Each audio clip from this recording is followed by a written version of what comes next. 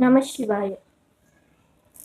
சிவயோக மையத்தில் நாம இன்னைக்கு உண்மையான இறை வழிபாடு எப்படி செய்யறது அப்படின்னு நாம இன்னைக்கு பார்க்க இருக்கோம்.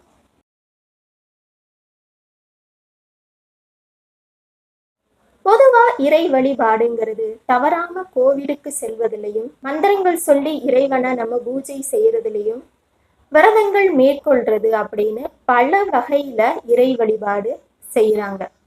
இதுல உண்மையான இறை வழிபாடு எது? எந்த ஒரு இறை வழிபாட்டுக்கு இறைவன் அகம் மகிழ்வார் அப்படின்னு நம்ம பார்த்தோம்னா, உண்மையான இறை வழிபாடுங்கிறது ஒழுக்கமான வாழ்க்கை முறையை கடைபிடிப்பதுதான் உண்மையான இறை வழிபாடு.